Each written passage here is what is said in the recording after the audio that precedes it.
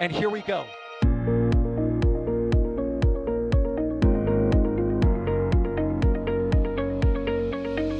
have liftoff. Propulsion continues to be nominal. R68 chamber pressure looks good. Rolling up. Roger, roll, planet. Water towers fly! Yes! Tango down to nominal. Fighting downside, FD off. Bring in, FD off. Off.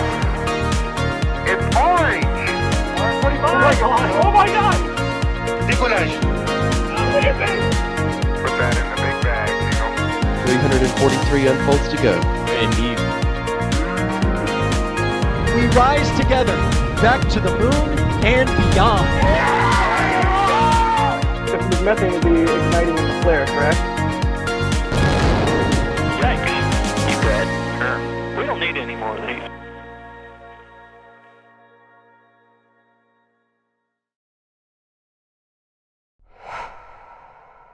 Welcome in, everyone, to NSF's coverage of today's Falcon 9 launch attempt. I'm Gene Rowley, your host for today's launch attempt for NSF. Joining us today to answer all your questions is Alejandro Alcantarilla Romero. Alex, welcome in. Hey, that was a great try. I know. I've been Hello, practicing everyone. all week. How are you doing? I'm doing great. As always, very exciting to see another Falcon 9 launch. We had another one yesterday, right, from the Cape. Another one this morning from Vandenberg. So, hat trick, a third one today. Come We on. hope so. Hey, guys, be sure to get those questions in so Alex can spend all the time he needs. That's an inside joke. Answering your questions at NASASpaceflight. Put them in the chat. We can't wait to see your questions. Joining us from the field out there at Kennedy Space Center is the one and only Max Evans. Max, how are you? Good afternoon, everybody. And yes, it feels like we were just here yesterday. And that's because we were. But great to see everyone today. Thanks for coming to hang out. And I have to say, the weather has been improving all day for those who may have been watching on Space Coast Live. The weather has not been it has not been behaving itself today, I guess we could say. But for now, according to the Mark 1 eyeballs, things appear to be trending in the right direction. And hopefully we can get Falcon 9 off the ground in just under 1 hour's time.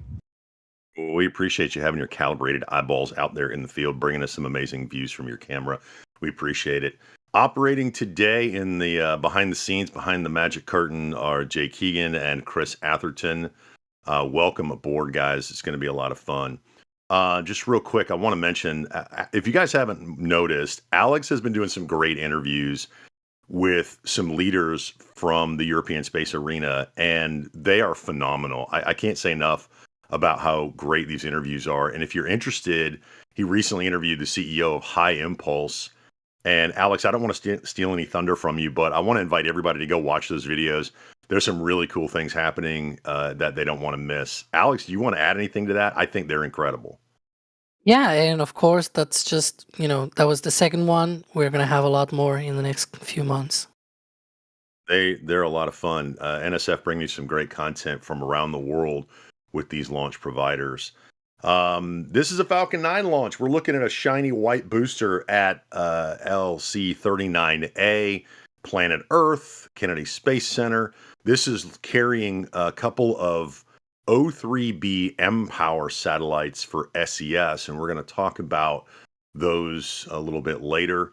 Bobbing out in the Atlantic is, just read the instructions, it's downrange waiting for this booster.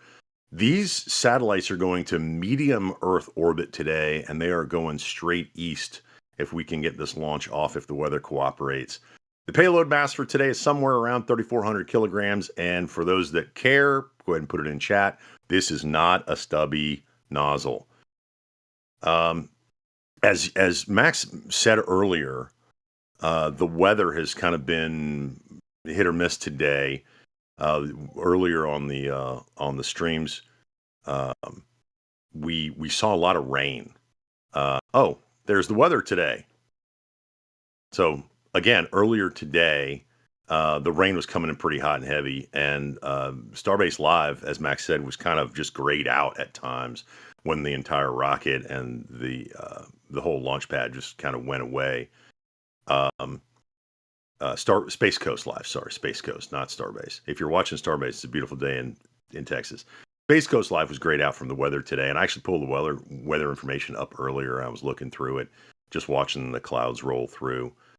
We have a lot of stuff to go today. We're looking at partly cloudy skies down there. I'm going to go into my weatherman pitch, or should I go back to you, Max, and let you be weatherman today? The wind looks pretty good. I mean, I don't know what the tolerances are. Alex, do you want to jump in? And do we have tolerances for the Falcon 9? We've seen a lot of them, but again, that shot right there looks like we potentially have a launch here in an hour. Yeah, in terms of for example, the wind, there are obviously constraints for liftoff winds, for upper level winds. Today, though, those are not a concern, as we were showing before, that the cumulus cloud rule and the surface electric field rule, that is the two rules that will be a primary concern for today's. That's the Space Launch Delta 45 weather squadron. They released these, and so that's what sort of the probability of violating weather constraints. That will be pretty much a coin toss, 45% probability of violation, which means a 55% of favorable weather conditions. Those are the two satellites currently on the. Okay, we're scrolling through a bunch of things right now. Sorry, Jay, but yeah, the weather right now looks to be a lot better. Although you can see they're a very big cloud. I think that's one of the cumulus clouds that they are worried about.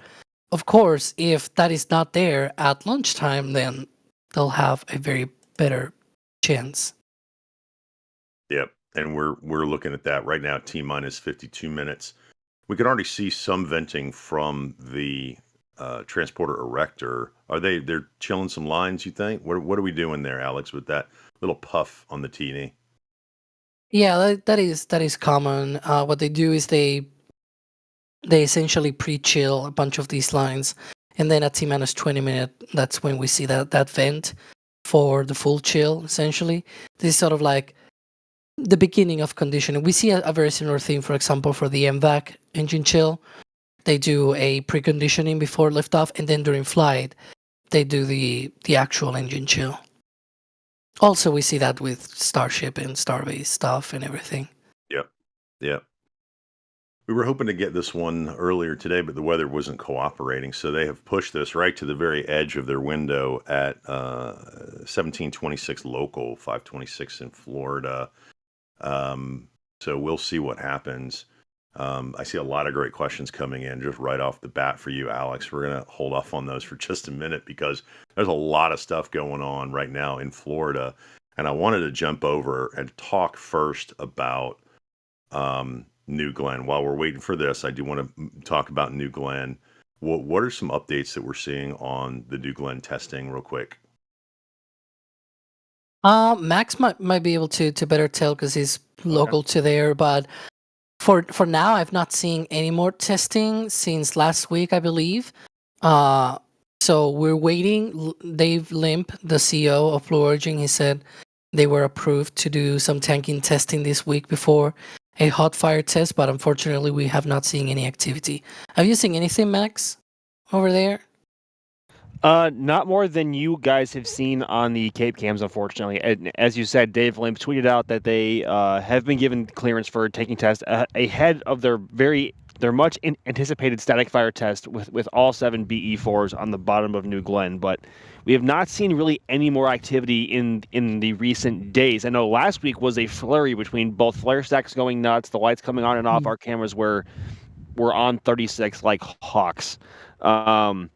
But at the moment, I think we were maybe thinking that we'd see a lot more testing this week than we have so far. I mean, it is only Tuesday. I mean, they have Wednesday, Thursday, and Friday left to do a whole bunch of testing. I'm sure into the weekend as well. But nothing that we have seen as of yet. But hopefully that changes soon because the end of 2024 is coming up pretty quick. I wonder if they're also having problem with the weather. Seeing here on these camera views on the right hand side, you should see a New Glenn. Unfortunately, well, the weather in Florida, you know how it is, right? One Indeed, part might be yeah. clear, and then 10 miles away, it's rainy and foggy and everything. that has pretty much been the theme for the last couple of days. And those of you who were with us yesterday know that the weather was one of the things that we were also keeping our eyes on heavily because it was raining on and off all day. And thankfully, it cleared up enough to get Falcon 9 off the ground last night. Hopefully, that will be the case again today.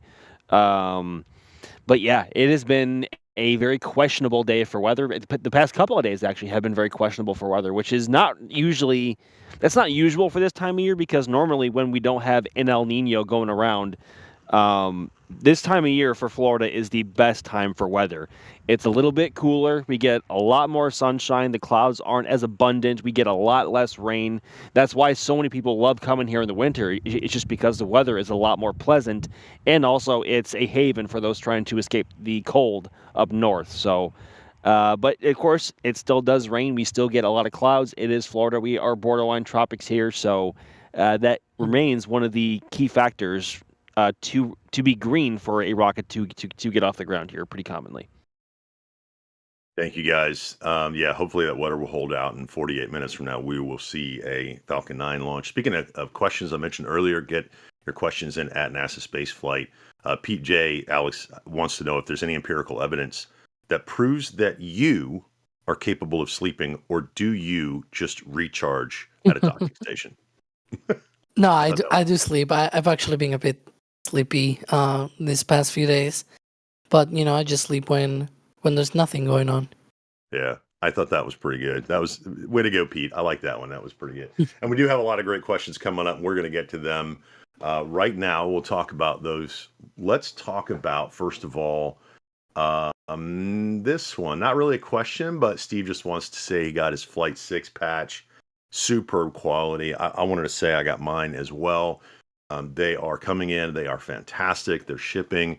And in fact, all of the merch from shop.nasaspaceflight.com is just fantastic, in my opinion. So, we kind of did that. I went really fast. I can do it again if you want, but I can go through the mission parameters for those of you just joining us again. This is obviously a Falcon 9 at LC-39A. It is carrying, and let's talk about the satellite a little bit. It's carrying two O3b mPOWER satellites for SES. Alex, tell us what these are and tell us about SES. What are we launching today? Yeah, so these are essentially, high throughput satellites, for connectivity. Think about, similarly to internet connectivity, cellular connectivity as well from space. These, however, are not going to neither geostationary orbit, as we usually see, or low Earth orbit, as we see now with Starlink. It's in between medium Earth orbit.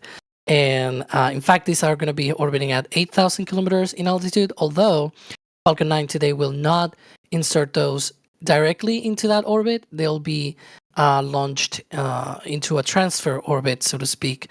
Usually in the past, it's been about 2,000 by 8,000 kilometers, so to speak. So yeah, it's more or less about that. And so these two satellites are part of a constellation, O3b mPOWER constellation, which originally was going to have 11 satellites, but turns out, so these satellites are manufactured by Boeing. And so, not to diss Boeing, but the first two satellites had electrical problems.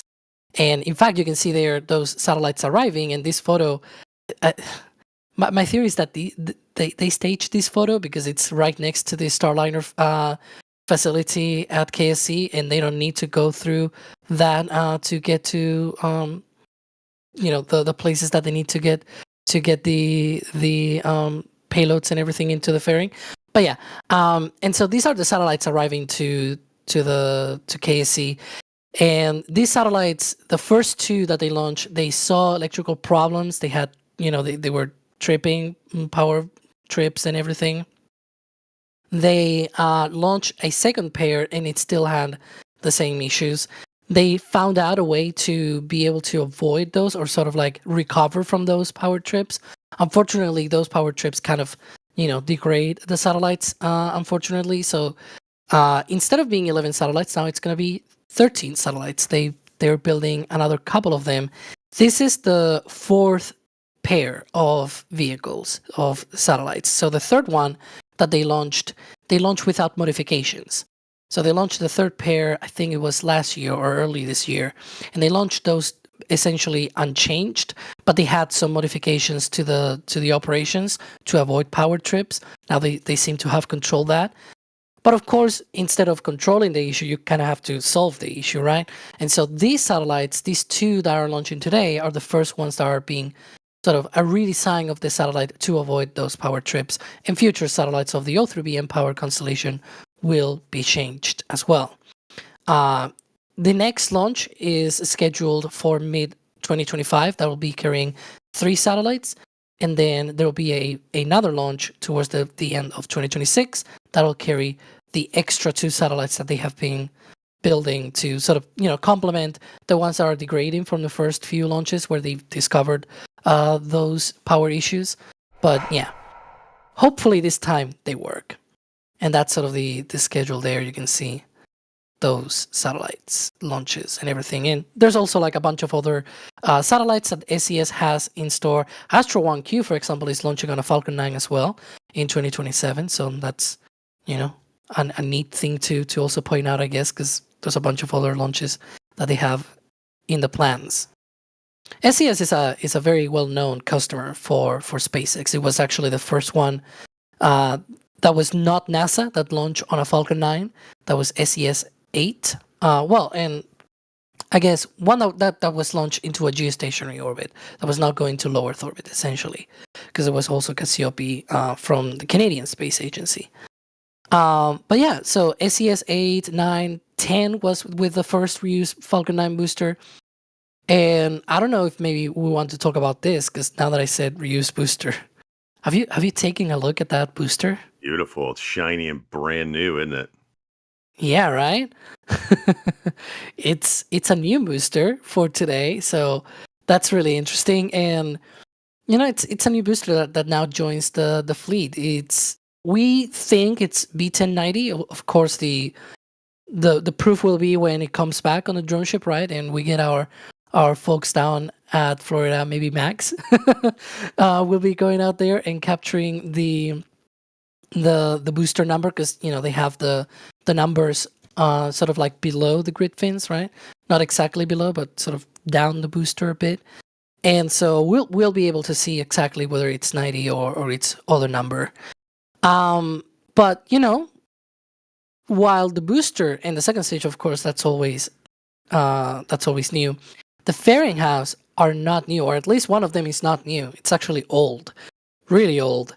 And so you can see in this picture, this is from encapsulation, and you can see there towards the right, there's a 185 on the fairing half there at the bottom. They're starting to put numbers on the fairing halves, which is very useful for us, because then we can track when these fairings actually flew in the past, which we didn't know in some of these cases. And so if we go to the first O3b mPOWER mission, which was called O3b mPOWER-E, we'll go to that as well. You can see there, it says active, serial number 185-5. So that means this fairing half 185 is the same one that was launched on that mission. And in fact, that mission, which was 2 years ago, that was December 2022, that was the 5th flight of that fairing half. I'm really excited to see which flight is for this one, because it's an old fairing half. So, yeah. Well, that's the perfect question, because now they've started to put numbers on them. We can now answer this question from Steve Hulse. How many times these fairings have flown do we know, given that this is a brand new booster? And now we can track it even better, right, Alex? Yeah, it's always depending on, obviously, on having a good visual. In this case, we have pictures of the fairings before the encapsulation. So of course we know the numbers. Now they put it on the fairing halves as well. So when we have, for example, here at 39A, when we have a view from the fixed service structure, we can see those numbers, for example.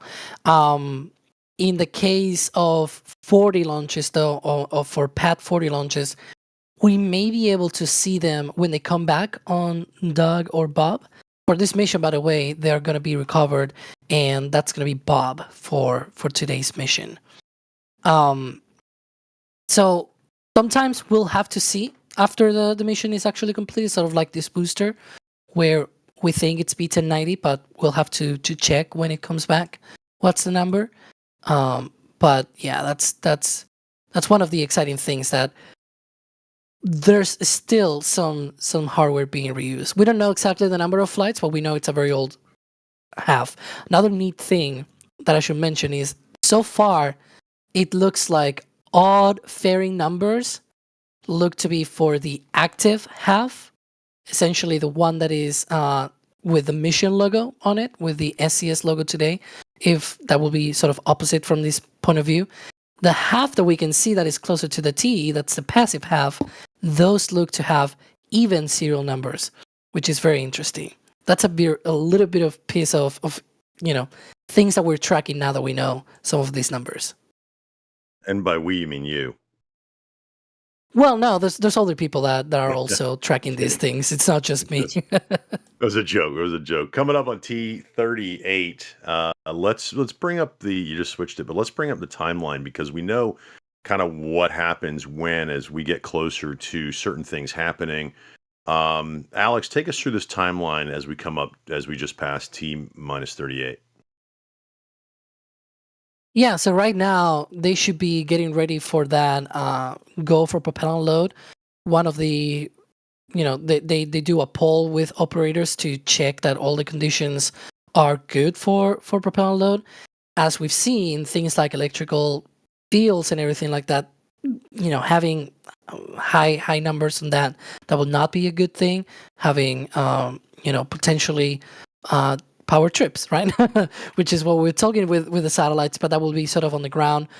Things that could enable a fire, for example. You don't want that kind of thing when you're loading propellant. So those things are probably going to be part of that poll. Although by now that should be already wrap up. Unfortunately, we don't have a direct connection with mission control at Hawthorne for these launches, unfortunately.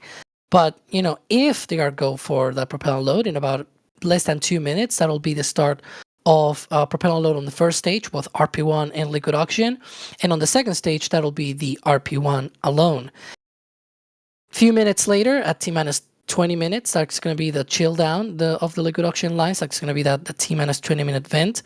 And then at T-minus 16 minutes, that's going to be stage 2 liquid oxygen load. So that's sort of the next few steps on the countdown that we have to look out for. Of course, we're going to see whether that propellant load is underway or not, either by SpaceX confirming it on social media, namely X, or we'll see some of that condensation there.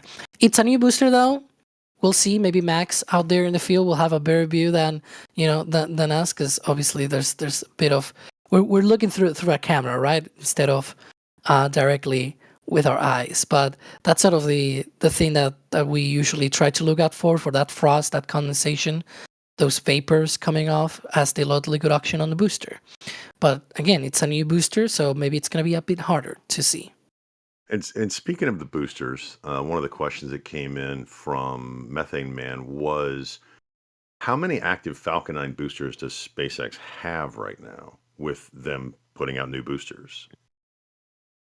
Oh dear. I will have to actually count, because I don't have I do have a list of active boosters, Yeah. but I don't have like a count of active. Well, You know what I mean, right? They're taking side boosters, they're turning them into standalone Falcon 9 missions. They're obviously making more Falcon Heavy boosters. There's Methane Man. Gene's going to answer this question for you. There's a lot. While he tries to count the numbers, I don't know how they have to keep track of it. To me, it's crazy. With this, I just did a quick sum. It should be 18. Actually, yeah, 18. Might be off by 1, because I did it very quickly. So, but yeah. Well, I put you on the spot for that one. I appreciate you counting it up. And as I said earlier, this trajectory is going due east. It goes out over the Atlantic, and of course there's the drone ship waiting for it out in the Atlantic with the touchdowns, and then the recovery ship that pulls those fairings in. There's a look at those graphics going out from Kennedy Space Center. Pretty cool. They know exactly where it's going to land. They know where we're going to pick up those halves, and they know exactly how long it takes to come back to port, refurbish it. Yep. So this, okay, Alex, I'll let you There read you this go. one. It's easy. It's booster history. It hasn't flown before. It's a new booster recovery. I'll just read the instructions, and that fairing recovery will be with Bob. One of the interesting things, we saw those launch hazard zones, that trajectory to the east. This mission is one of those where the second stage does not re-enter, like controlled re-entry, right? For Starlink missions, for example, those are to low Earth orbit, so they have plenty of performance to then, after the satellites have separated, they do another burn with the second stage to then target re-entry either on the Pacific Ocean or the Indian Ocean, depending. Like if it's launching from Florida, for example, and it's going southeast, it'll probably deorbit on the Indian Ocean. If it's going to the north, it might actually be closer to the Pacific. When it is from Vandenberg, it is also in the Pacific Ocean. Kind of depends on the mission that is the Starlink, right, and where it's going and how the orbits align with the oceans. But usually, it just re-enters over an area of ocean. However, there are missions like today's mission where that's not possible, and so they're going to be the second stage will stay on that medium Earth orbit for probably centuries because it's going to be very high up. But hey, it's just one out of, I don't know, dozens of other missions that do actually re-enter and target re-entry. So yeah. Methane Man, thank you for that question. We appreciate it. We also thank you for those gifting 10 Red Team memberships. And guys, again, NSF can't do this without you. So thank you for everybody showing up, hitting the thumbs up button, and just watching another rocket launch with us. And, we talked earlier about keeping track of all these boosters is really tough. And, the team at NSF does it. But there's a place you can go if you wanted to see like launch roundups and things like that. In fact, check out the latest launch roundup from Hagen Warren, posted yesterday on www.nasaspaceflight.com. Y'all go check that out. Get a bunch of space news from there as well. Let's switch gears a little bit. We're coming up on T-minus 31 minutes. We're waiting for that 20-minute event, obviously, and the weather has played an impact. I have a lot of questions in the chat about what are the delays about today. Why was the launch delayed later in the window? And it was the weather. It was raining there in Florida. And as you heard Max say earlier when we did a weather update, you never know. Right now it looks good on our cameras. I'm sure Max is out there in the field looking at it and crossing his fingers and toes that the weather stays good for this launch. Okay, let's switch gears here. Talk a little Starship action, because that's really a lot of. I want to bring up an update first, Go ahead, Alex. if you don't mind. Not at all. I think we're seeing frost on the rocket on We the are. booster. Yep. You didn't want to say it. I'm glad you brought it up. Right below the X. There you go. So that Yep. confirms we are under propellant load. Yay. Awesome. Great eyes. Thanks, guys. I didn't want to say it. I saw that discoloration. I was like, we'll let them do it. Let's talk Starship for a minute, because just off to the right, there's that tank. And there's some questions about the tank being disassembled and what's going on with all the construction there and things like that. And one of the questions came in from SNN Adventures, says, when is Starship going to launch from Florida? And there's a better shot of it. You can see them taking down the tank there in between the Falcon 9 and the tower there at 39A. When do we think we're going to look for Starship launches? I'm going to come to both of you on this one, but Alex, I'm going to come to you first. Well, to be fair, this is sort of like, I don't have a crystal ball kind of thing, right? Yeah, you do. I wish it were next year, right? We've been waiting for Starship at the Cape for a long while. It will be very exciting to see such a historic pad also having Starship launches, to be fair, right? But unfortunately, we really don't know. Right now, if you watch the latest flyover, by the way, we've released that, I think was last week. We've spotted already an OLM for 39A. We spotted a bunch of other hardware. They're already expanding Roberts Road. Check that out if you want to get a little bit more details on that. But also the pad, as we, as you can see there, that tank that was there, that liquid oxygen tank that they built for Starship, there's dismantling, and that sort of happens with SpaceX. Sometimes they build something and then they just take it apart because they think it's probably not worthy, or maybe they're just gonna do another different thing. For example, it's just putting Starbase today. They torn apart the SpaceX logo on the launch site, for example, and that was just installed like a year ago, around December. So, I mean, that happens all the time. So you can see there that liquid oxygen tank is being slowly taken apart, cutting it off, removing it. Hopefully, we'll see what they do there. Probably what they're going to do is just, some kind of horizontal tank installation going underground with a lot of the pipes and everything. They also remove pipes. Again, if you see the flyover, I go in detail about the launch pad stuff. And yeah, also the tower, funny enough, they have these white things on the side of the tower, probably some protection plastic or something. But yeah. Max, you and I have both been to Starbase. We've seen Starship launch. How crazy is it going to be for you to watch it from 39A? I have thought about that for a long time, and I don't, as we can think about it here as much as we want, and we can try to prepare for it as much as we want, but when the actual day comes and Starship actually does end up lifting off from that pad right in front of us, that is going to be probably one of the most spectacular things people anywhere here on the Space Coast have ever seen, especially if they do opt to go for both a booster and ship catch at the same time. So in terms of when that might be, again, we don't have a crystal ball. We see some hardware laying around both at Hangar X and Roberts Road, and we see them obviously doing a lot more work back at 39A, thankfully, after a long dormancy. But part of me still wants to believe that there is a chance somehow they launch next year. And some of you might ask, well, how is that even possible? They can't even build Starship over there right now. And you are right.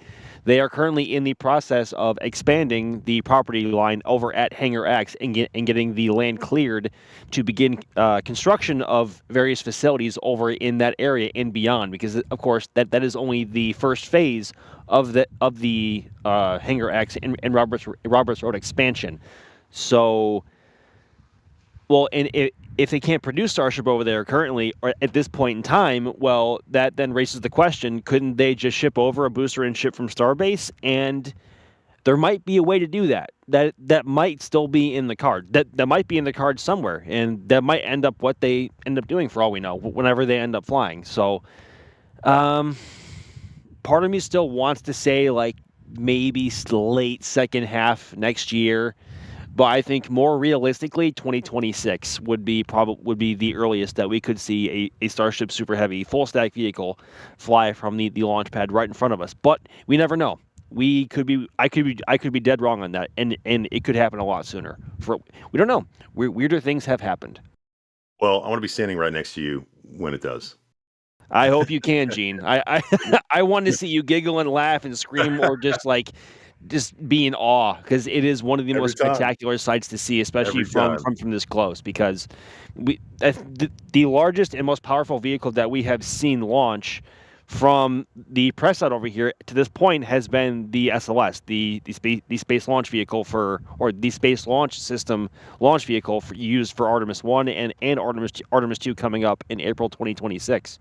So, and Starship will eclipse that by by a long shot. It's over twice as powerful as the Saturn V, which has also flown from Pad A over there, and it's going to be a sight to see, and I cannot wait to hear like what that is going to sound like in this context. I mean, we've hearing it in Starbase and hearing it here I'm sure are two different things, and the atmospheres from both sites could not be any more different. So, fingers crossed that happens sooner than later. Dude, that's awesome. I'm with you. I'm the eternal optimist. I want every rocket launched. I want to see them all, and being able to do this with NSF is a dream come true. Guys, we're looking at 39A. We've got a brand new Falcon 9 booster getting ready to launch, fingers crossed. Obviously, the propellant loading on the first stage is happening, and we're coming up on T-minus 24 minutes, which means we're all anticipating the 20-minute vent. And in the next 4 minutes, I'm going to go to Alex, because one of the funny things we talked about before we went live today was the naming of these launches. Recently, Alex, I'm just going to let you take it. Recently, there's been some weird stuff. Go. Yeah, so I guess I'll start with yesterday's launch, right? Where, it was called RRT everywhere, except in some places you could see that it was essentially a GPS mission. We said it's a GPS mission, it's a GPS mission. The only thing that we got wrong, I guess, was the number of the satellite. And that was the GPS, we thought it was going to be GPS Space Vehicle 10, because that was the satellite that was contracted, or sort of like they had a contract, the U.S. Space Force with SpaceX to launch that satellite specifically. So what happened is that the U.S. Space Force actually switched satellites and rockets, and so the Space Vehicle 7, SVEO7, instead launched on yesterday's Falcon 9 mission. That satellite was supposed to launch on Vulcan, but it did not launch on Vulcan. And so what they did is, sort of in July, I think it's what they said, is when they did the switch to Falcon 9. And apparently RRT just stands for Rapid Response Trailblazer, which is interesting. We sort of thought that it either had to do with a NASA payload, or because there was also a NASA payload that was, the acronym was also RRT, or it had to do with, some kind of rapid response test or something like that. That was our two theories, so to speak. Funny enough, SpaceX's patch for that mission, it also has GPS 10. So that's the patch for yesterday's launch. It has GPS 310 instead of 7. But you can see there, Rapid Response Trailblazer, that was the other name for that mission. So hey, only the number we got wrong, but SpaceX also got it wrong. In other kind of news, right? Here today, it's the O3b mPOWER-E mission. But if you went back to what I said before, we had one mission, 2022, two missions, 2023. This is sort of the fourth mission. Isn't E the fifth letter of the alphabet, right? Because you have A, B, and C, and that's actually how the three previous missions were called: O3b mPOWER-A, O3b mPOWER-B, O3b mPOWER-C. And you would expect this mission to be O3b mPOWER-D, but everywhere they're calling it O3b mPOWER-E, including, FAA advisory, like there, for example. We see it also on the weather forecast, and also the URL for the page on SpaceX's website also has mPOWER-E.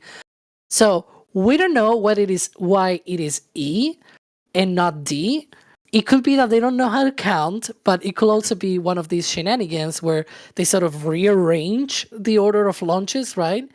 And so it could also be, that's sort of my other thinking, that perhaps the original pair of satellites that was going to launch without the modifications for the power trips, those were going to be O3b mPOWER-D. And I timed that very carefully to that T-minus 20-minute event, which is going off just right now. And there it is. And of course, my next question for folks not familiar with Falcon 9 fueling, what does that 20-minute vent mean, Alex? Yeah, so this is the liquid oxygen chill down of the lines that go up to the second stage.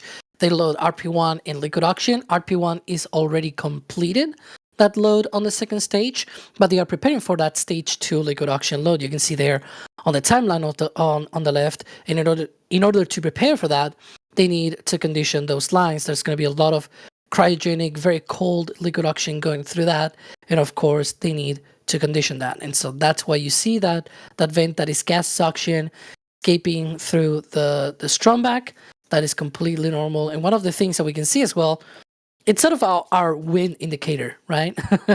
If Yep. it's very still, the wind is not blowing that much. If it's moving, well, it tells you that there's a lot of wind and also in which direction, which is kind of nice. And it looks like it's blowing right at us. That's interesting. Normally it goes off to the side. T-minus 19 minutes. Astronaut NR7, thank you for being a pad rep member. We appreciate it. Again, folks, we can't do this without you guys. We're like you. We're rocket nerds. We want to see all the rockets go. And we have a lot of people out in the field with cameras and so forth. And you guys make it all possible. So thank you very much for your support. More questions. And this is an interesting one. It's been around a while. And by the way, guys, keep the questions coming in. But please understand, I can't get to all of them.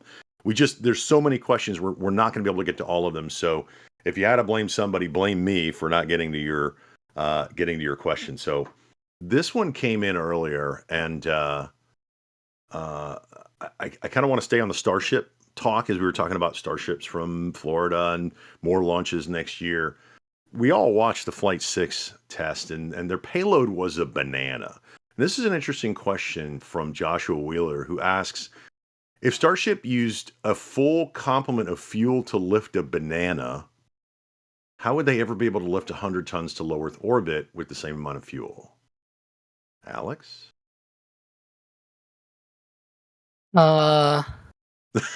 Did they use all What? the fuel? Did they not load the fuel? Like, No. how do they?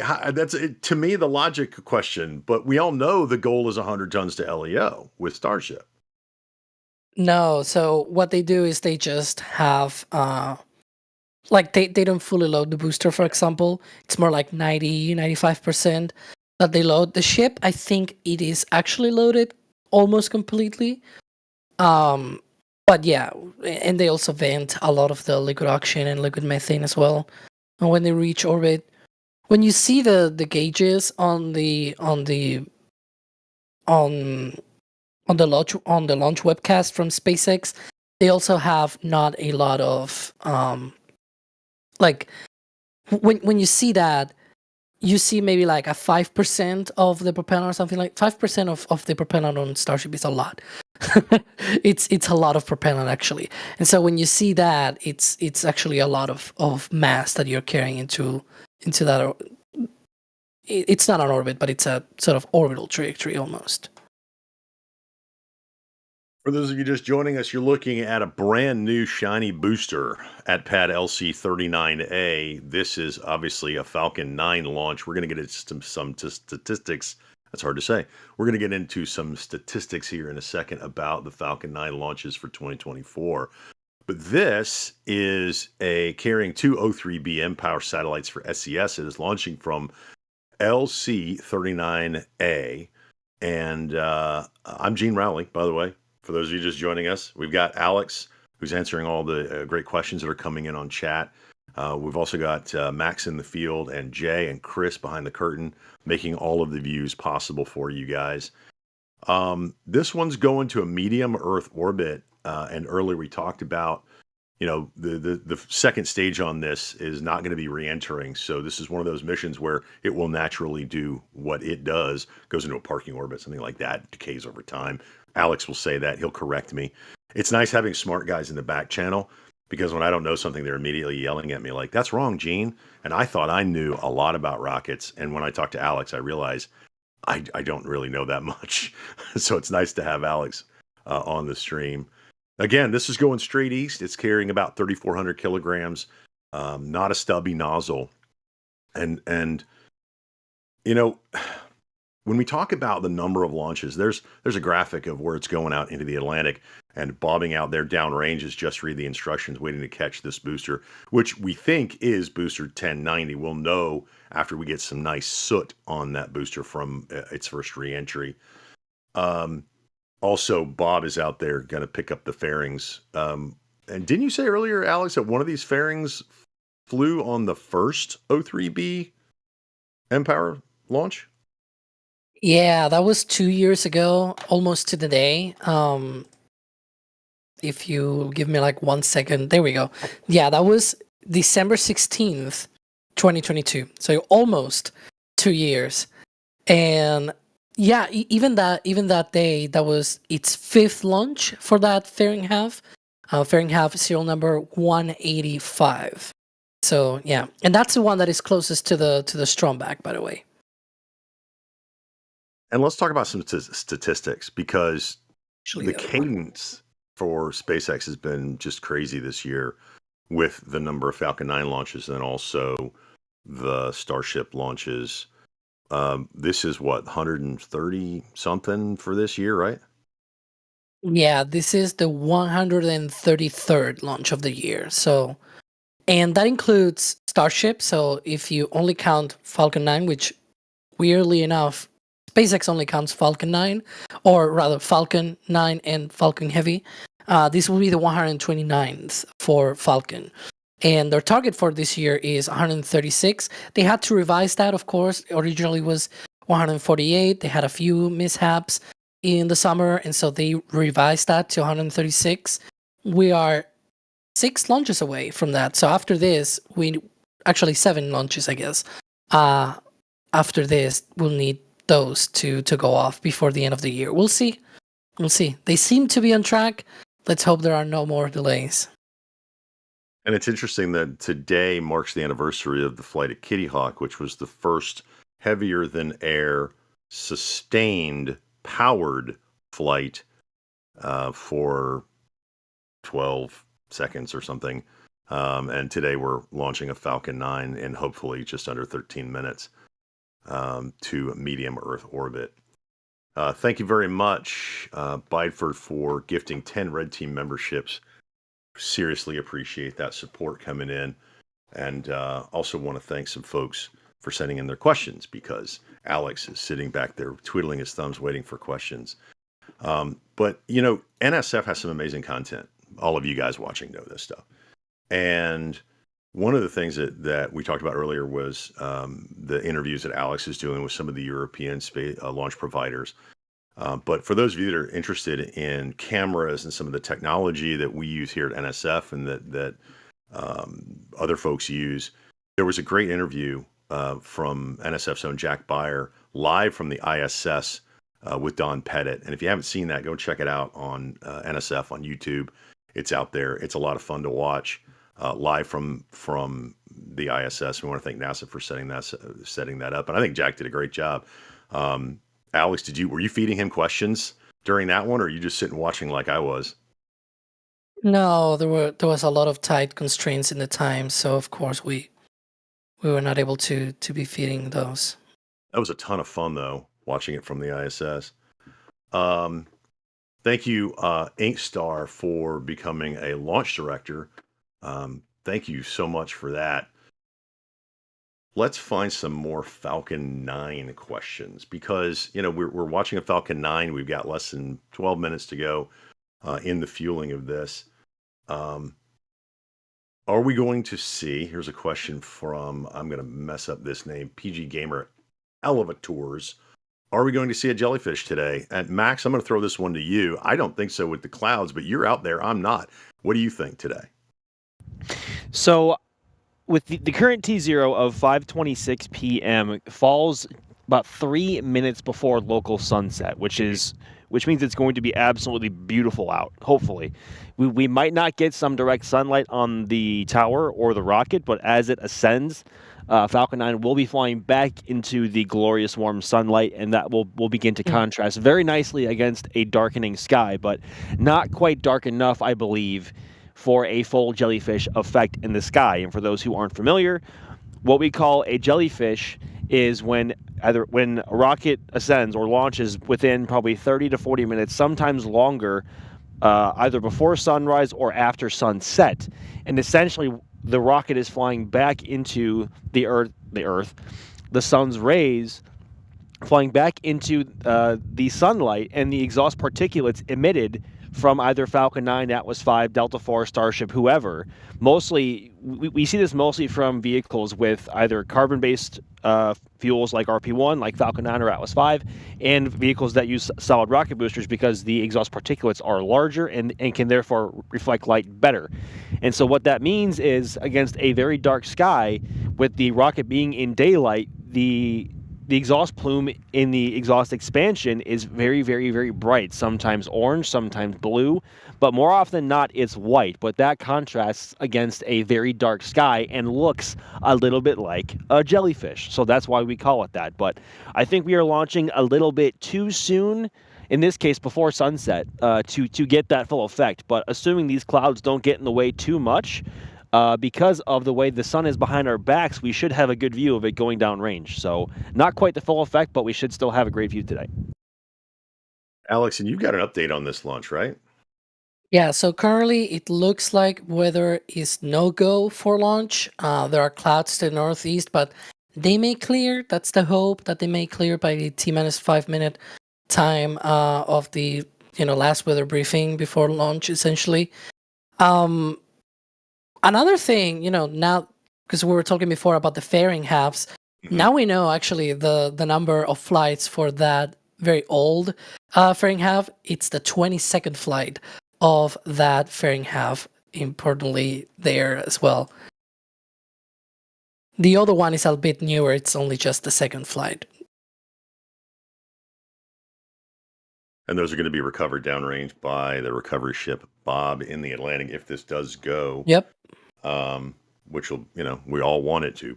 And we'll wait 8 more minutes and hold out and see what happens. If this one does go, this is the 59th Falcon launch since the last failure.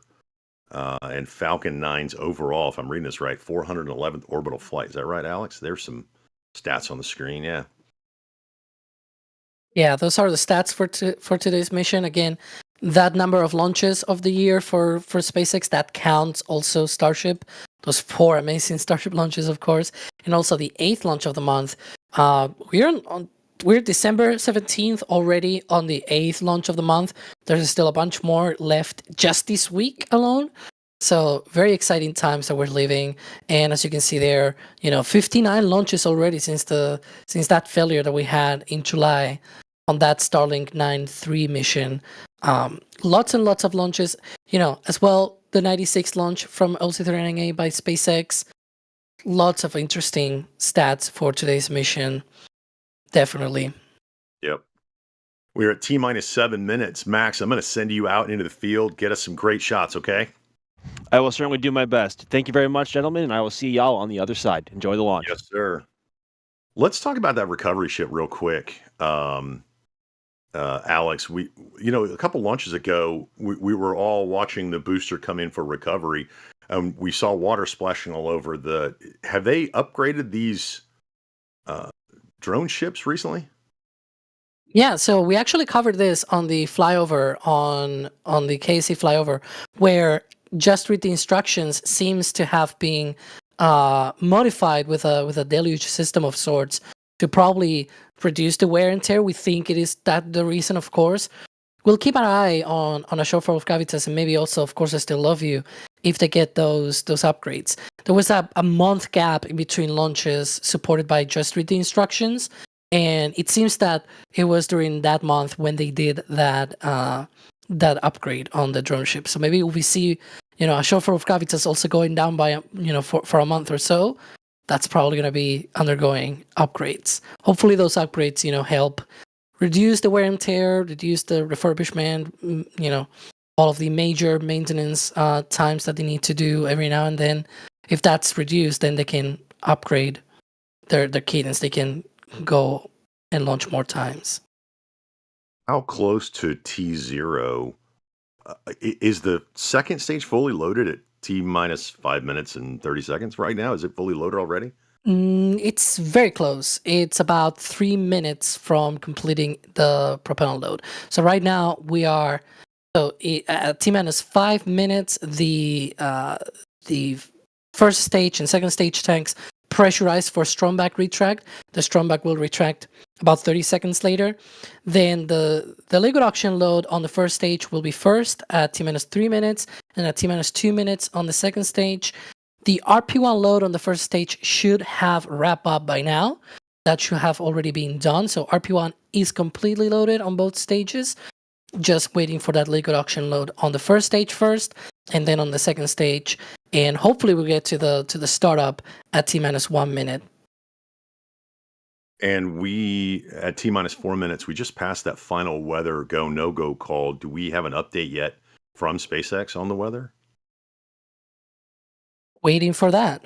We are waiting for that. As you can see, booster, we believe 1090, getting... Okay, I can just give it. Weather is go. Weather is a go. So that is good news, everybody. That's good news.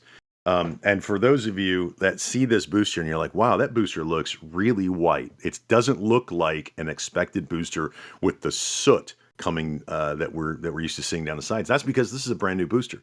So we get to see this go up and hopefully down for the first time, landing on just read the instructions out in the Atlantic. T-minus 3 minutes and 46. Now, Alex, when they're talking in the background, they're polling, they're going through everything. But at T-minus 1 minute, the ship takes control and it makes the final decisions, right? Sort of. So what it happens is that the vehicle just does a lot of the automated health checks at T-minus 1 minute. Essentially, that's when the ground computers hand over the control to the rocket of that countdown. The ground computers no longer control all of the things for launching the rocket and everything. It's all on the rocket itself, and it sort of talks to the ground systems and everything, release the hold downs and things like that. And so while that happens at T-minus 1 minute up until T-minus 10 seconds, controllers on the ground, they still have manual abort capability, so they could hold the count if there were any issues. They saw something that maybe the automated health checks didn't see or anything, then they can go and do that. Of course, here's hoping that doesn't happen. But up until, from T-minus 10 seconds onwards, things happen so quickly that, of course, it is completely automated, and that is not, no manual abort is possible from that point onwards.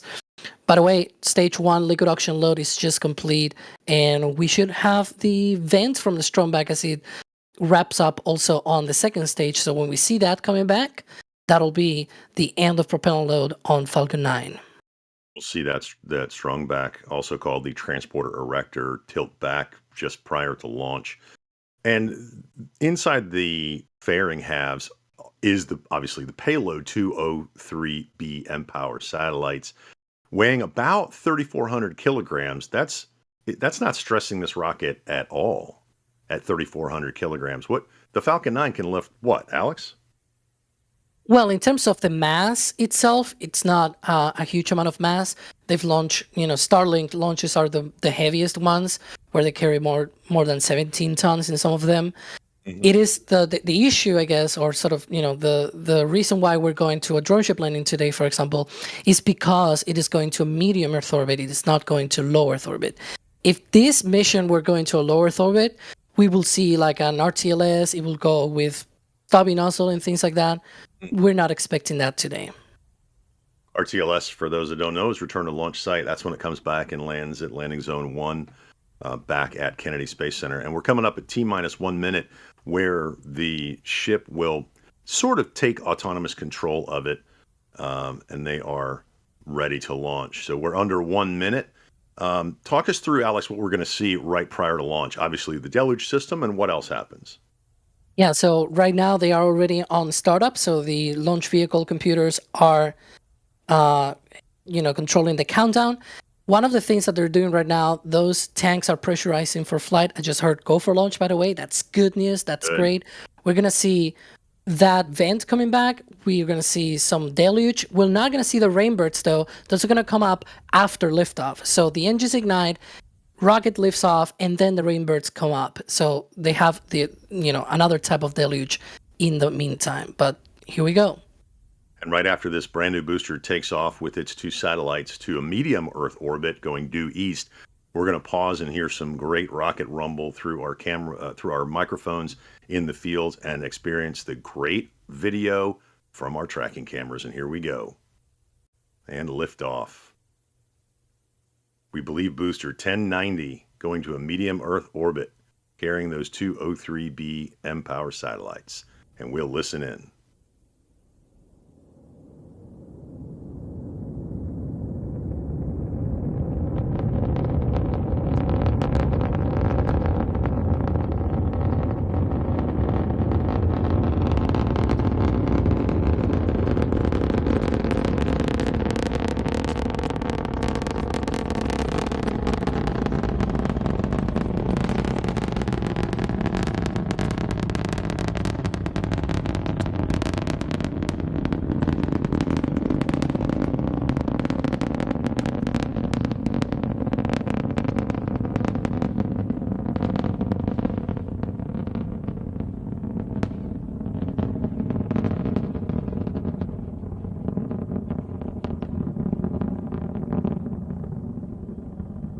that is the sound we all love to hear. Those 9 Merlin engines taking that Falcon 9 into orbit. Great tracking, by the way. Excellent job.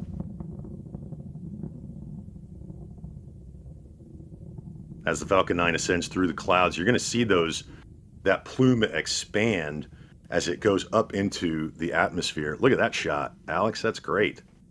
Yeah, I like these sunset launches because the colors of the sky and everything is just gorgeous.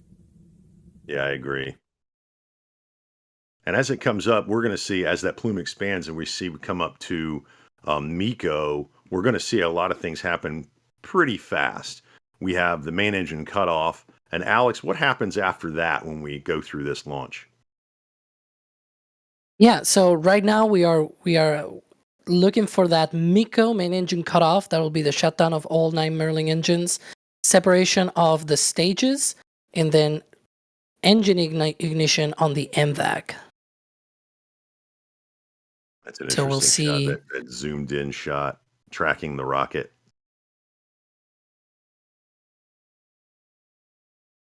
T plus 2.5 minutes. That plume really expands out. There's MECO. There it is. Should be seeing MVAC ignition. After stage separation. There it is. Look at that. That's a great shot, guys. Well done. That's pretty cool. And that booster is on its way to hopefully, fingers crossed, land at on the drone ship out in the Atlantic. Just read the instructions. And that second stage, there it is powering to a medium Earth orbit.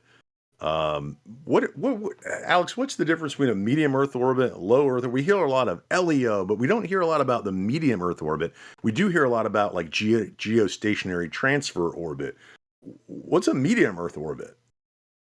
Yeah, that is eventually, so in between low Earth orbit and geostationary belt. We should see that fairing separation, although the payload dispenser, it's sort of in the middle there. We see a flash, and then there you go. There you go. That is successful fairing separation. One of them flying for the 22nd time. Its second flight on an O3b mPOWER mission, by the way, which is exciting. At least that we know of. Maybe it flew another one in the past, but this is the second flight on an O3b mPOWER mission, and the other one, it was the second flight overall. So now, that medium Earth orbit, it's essentially above low Earth orbit, above 2,000 kilometers, and below the geostationary belt at about 36,000 kilometers above the Earth. But yeah. We don't see a lot of satellites going there. A lot of the launches NSF coverage are going to low Earth orbit or the transfer orbit. Yeah. I mean, funny enough, did they just decide, hey, we're going to go right in the middle? Funny enough, yesterday's launch of the GPS mission, that also launched to a MEO, to a medium Earth orbit. By the way, just in case, because maybe people are seeing, that's eyes on the booster, by the way, that you're seeing being liberated. And also on the second stage, that is not a leak. It just vents like that. It is normal. I'm seeing some messages in chat about that. We've seen that in many other launches in the past. So I'm not concerned. And I've seen like over 400 of them by now. I have not seen that many, but I do love watching every one of them. And for some reason, people like the long nozzle on the second stage rather than the stubby nozzle. It doesn't really matter to me which is which. I just want to see rocket launches. What a great view of the second stage with the sun in the distance. That's pretty awesome. That's pretty cool. And the vanes going down the nozzle, those are to cool because they send the propellant down the nozzle, then back up before it's sent through the combustion chamber. That's to help cool that nozzle, right? Yeah, they have two ways of cooling that nozzle. One of them is it's actually two of the same. One is film cooling, and then the other is also film cooling. It's just two different sources of the film cooling.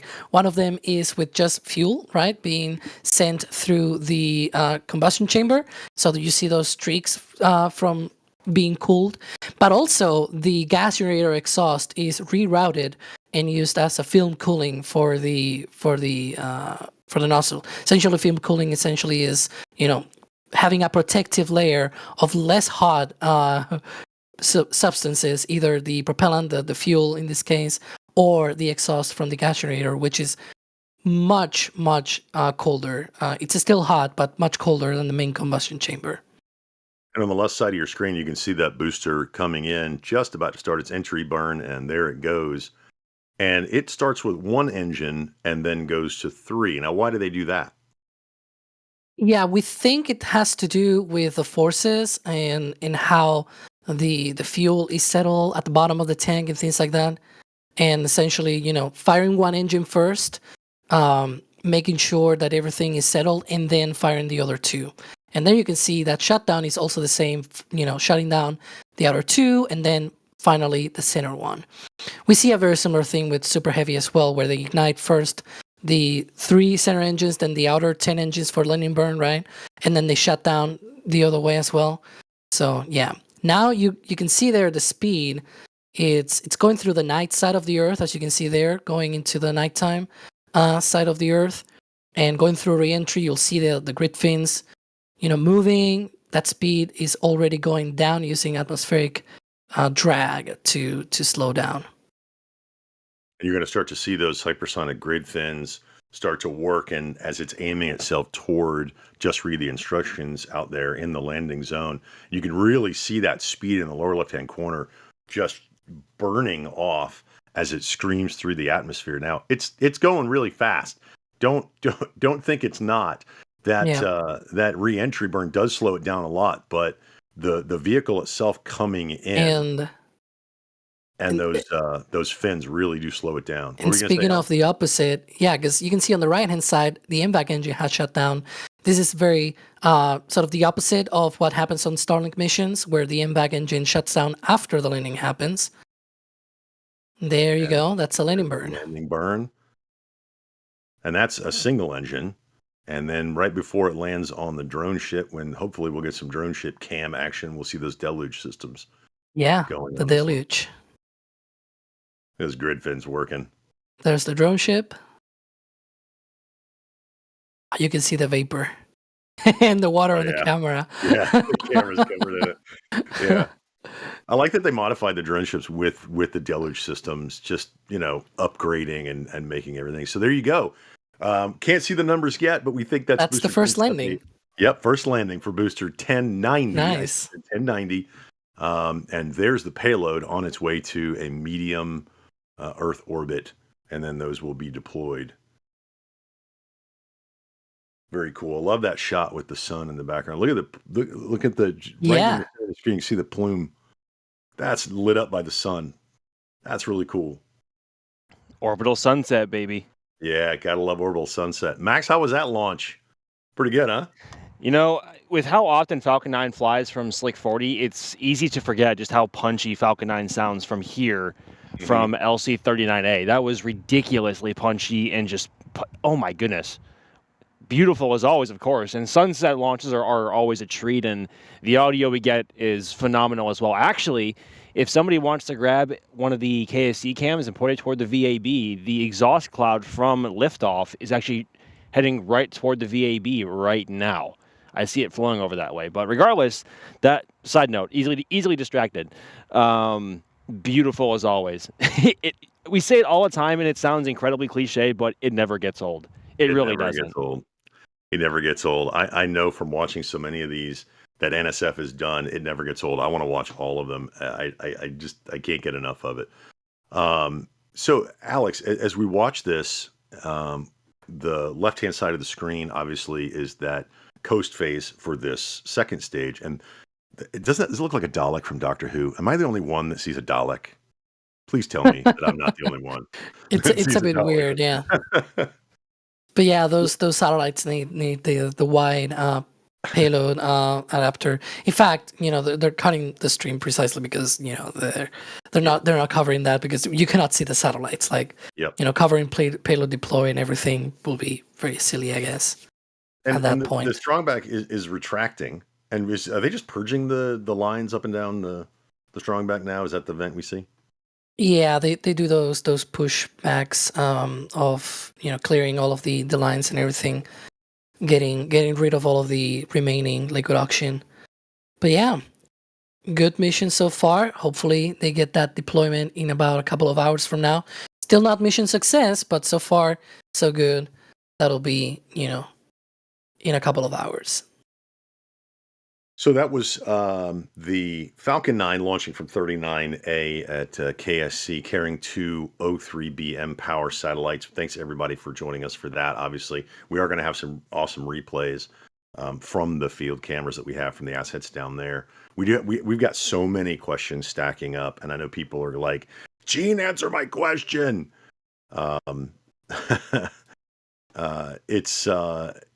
It's difficult because you guys ask so many good questions. I want to get to the really good questions, and right now most of the questions are talking Starship. So everybody wants to know when Flight 7. And that's the big question. So Alex, I'm just gonna come to you right now as I'm pulling these questions from the chat. What do we know as of today, right now, for Flight 7 of Starship? So within 10 minutes of the launch, we got very great news today from the FAA. They have modified the license for Flight 7. So SpaceX has a launch license already for Starship. So whenever those vehicles are ready to go, they can just stack them on the pad and launch them. So no regulatory hurdles or anything. They can just put it there and launch it. It includes, of course, the new configuration with the Block 2 ship. But, in the grand scheme of things, it seems like maybe from a manufacturing standpoint, it probably seems more substantial than from the outside point of view. Like, if you look at it, it's just one ring taller. The flaps have changed position, but also the flaps, one of the things that they had in the past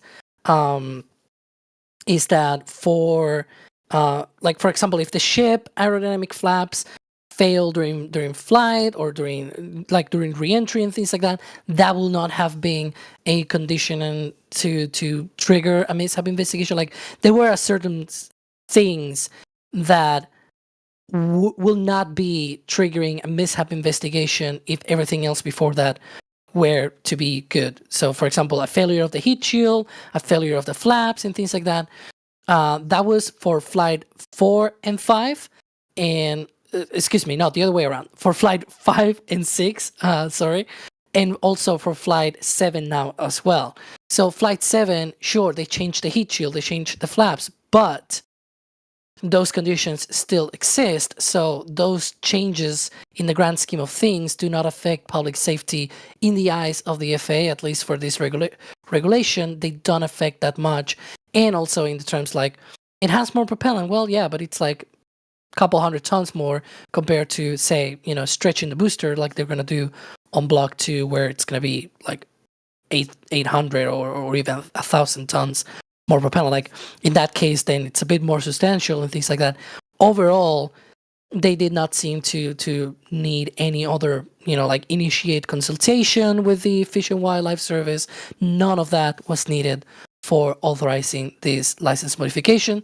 So that's good. That's good. Now, we are going just on hardware readiness. And how many Starship launches is SpaceX targeting for in 2025? They're targeting 25. We'll see.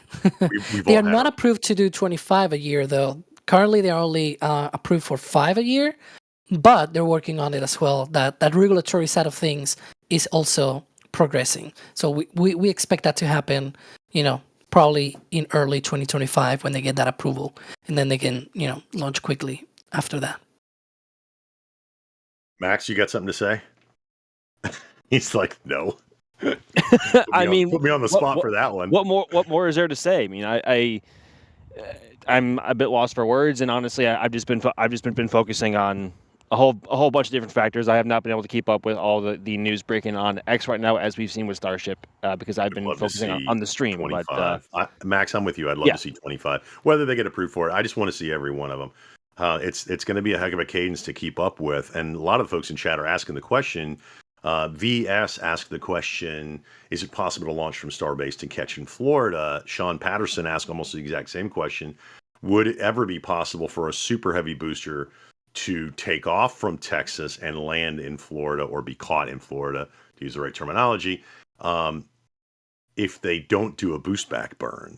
Alex, what do you think? Max, go ahead. I'll go to you first. Max, what do you think? I was just going to say that is a long distance to travel for a super heavy booster to travel in order to get caught here in Florida. I mean, currently, with them doing their boost back burns, it looks kind of far out when obviously when the vehicles separate and the booster turns around and comes back, but it's actually not that far away, and I'm sure the booster does not have the propellant reserves to make it all the way to Florida, and that would mean changing a whole bunch of things from when they want to stage the vehicle, how much propellant they want to unload, a whole bunch of different factors, which I'm sure Alex can talk about a lot.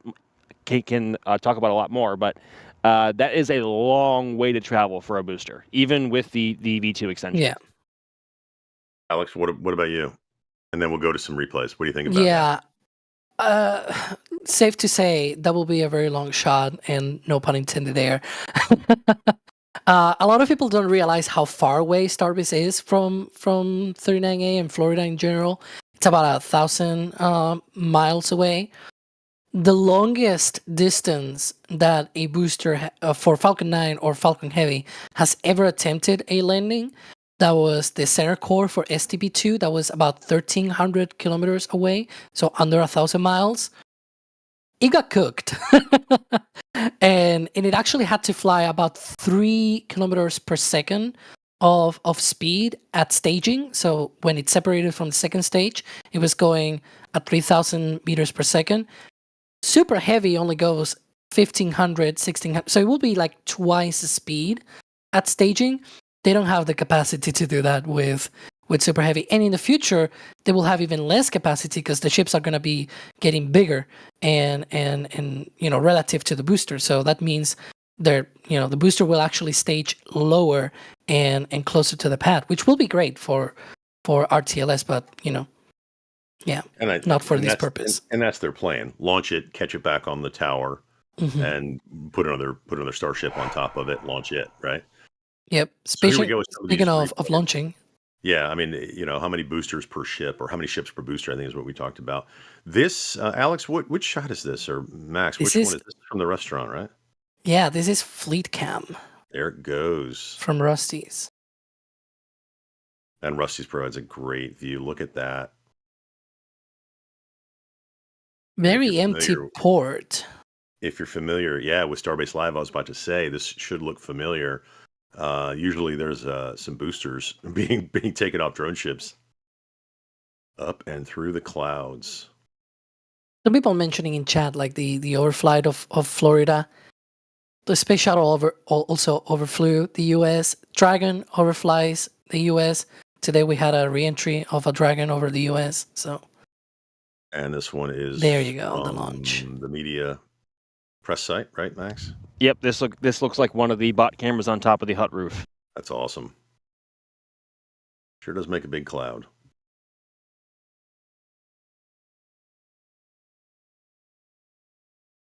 I keep saying Space Coast Live. That's what I meant to say, right? Did I say Starbase Live again? Space Coast Live.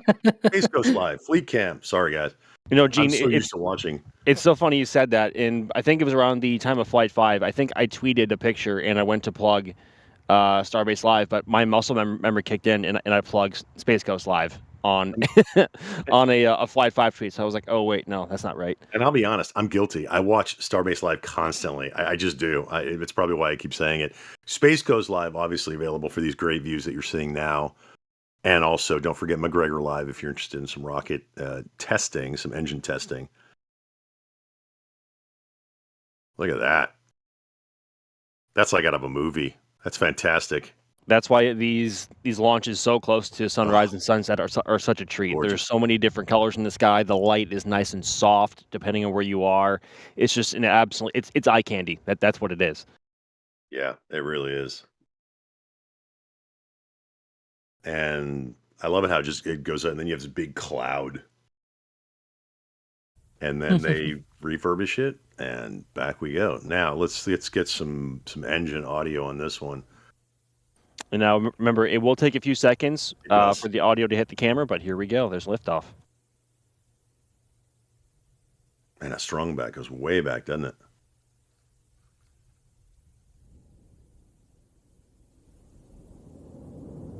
Go Falcon 9.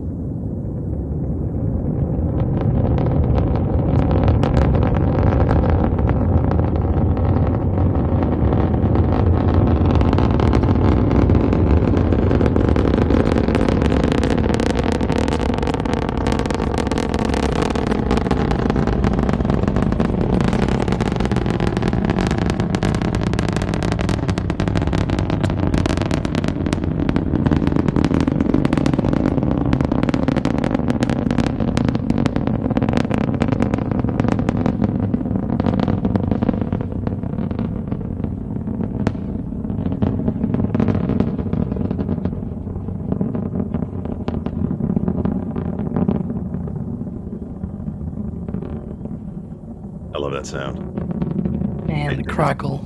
I just love that crackle. Never gets Someone old, needs to folks. create an app and just put that on. Forget thunderstorms when you sleep. Forget rivers and waterfalls. You would make $1 million idea, everybody. Just remember who said it here on NSF. Put that on a loop. Create an app for all of us to have next to our beds, playing on our phones, our iPad, noise machines. Put the crackle on there, right, guys?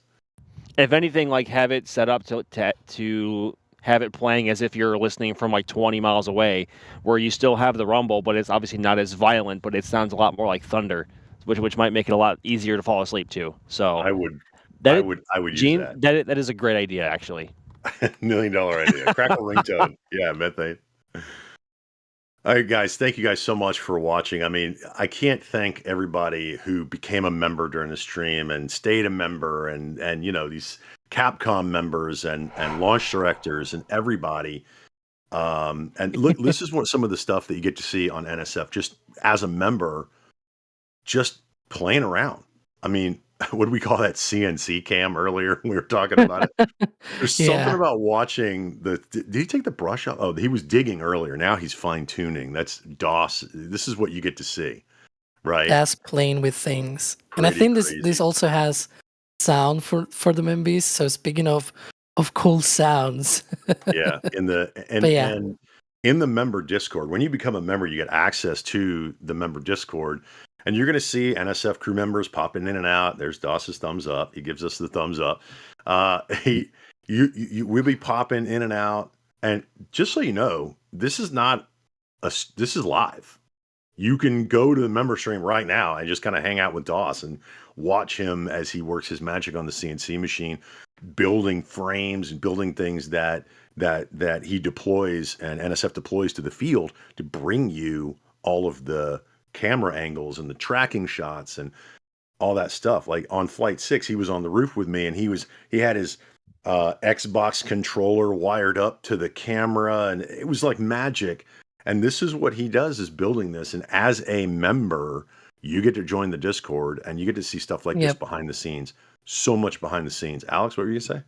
And that is at Capcom and above. And also we sometimes go live as well, like just commentate launches and things like that. Sometimes we do it on YouTube for all members, but sometimes, depending on the conditions, we might only do it with members on the Discord. We call it members because, with a whole members.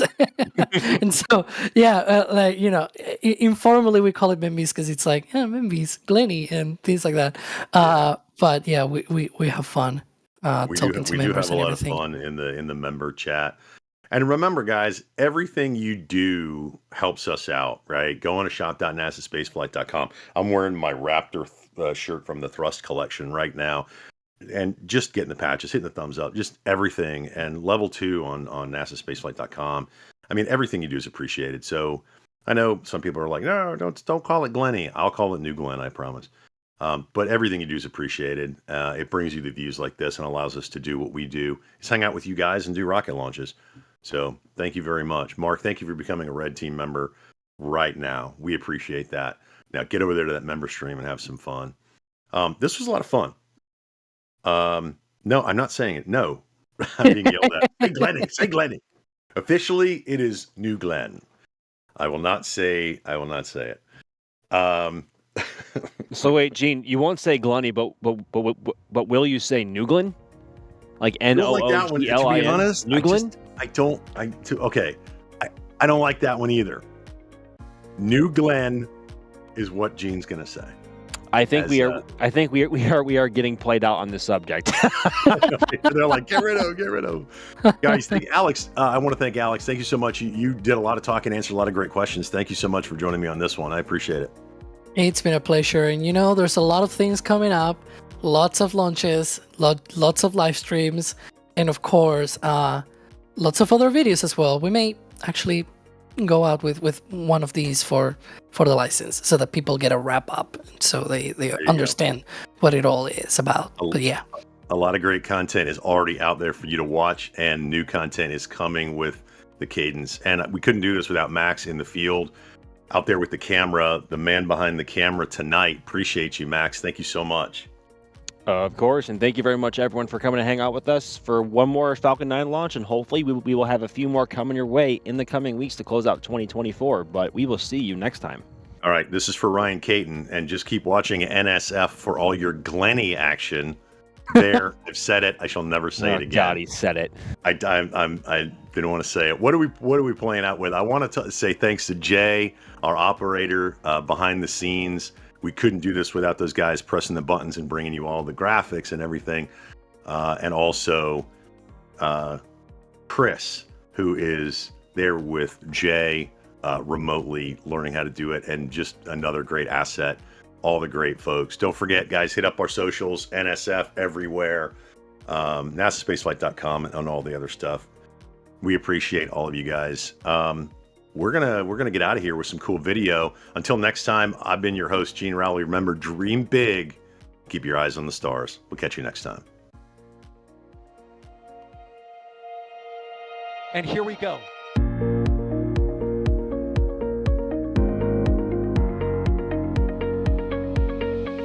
We have liftoff. Propulsion continues to be nominal. RCPA chamber pressure looks good. Traveling up. Roger, roll, Atlantis. Water towers fly! Yes! Tango down to nominal. Fighting downside FD off. Say again, FD off. Off. It's orange! Orange 25! Oh my god! Oh my god! Decollage! Look at this! Put that in the big bag, Eagle. 343 unfolds to go. Indeed. We rise together, back to the moon and beyond. This methane will be igniting in the flare, correct? Yikes. You bet. We don't need any more of these.